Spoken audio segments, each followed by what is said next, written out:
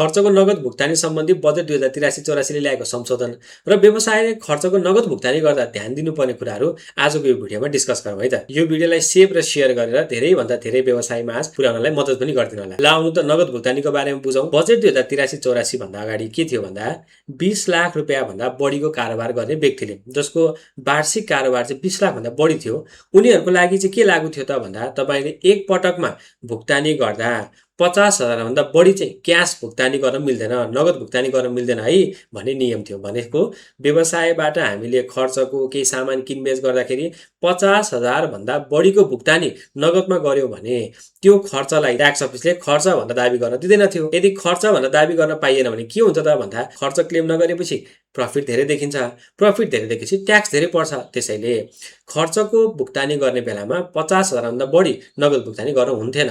तर यसपालिको बजेट 2083-84 ले यो 50,000 को सीमालाई घटाएर 25,000 बनाइदिएको छ। अब तपाईले आफ्नो व्यवसायबाट 25,000 भन्दा बढीको भुक्तानी नगदमा गर्नुभयो भने त्यो भुक्तानीलाई खर्च भनेर तपाईले क्लेम गर्न पाउनु भएन। खर्च भनेर क्लेम नगरेपछि प्रफिट बढ्यो, ट्याक्स बढ्ने भयो। अनि यो पहिलाको नियममा चाहिँ 20 लाख रुपियाँ भन्दा बढी कारोबार गर्ने व्यक्तिको लागि भनेर भनेको थियो। अहिले यो लाइन पनि हटाइदिएको छ। भन्नुको मतलब अब हरेक व्यवसायले खर्चको भुक्तानी गर्दा म्याक्सिमम 25,000 सम्ममा चाहिँ उले क्याश पेमेन्ट गर्न मिल्यो। 25,000 भन्दा बढीको भुक्तानी गर्ने बेलामा क्याश पेमेन्ट गर्यो भने त्यसले समस्या गर्छ।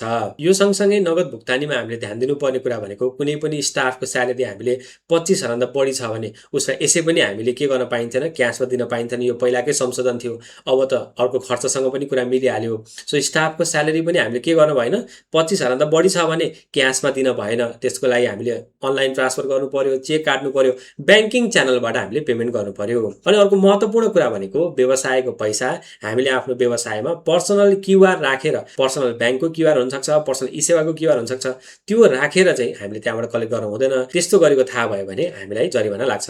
सो क्रक्समा अब व्यवसायबाट 25,000 भन्दा बढीको खर्च नगद भुक्तानी गर्ने होइन।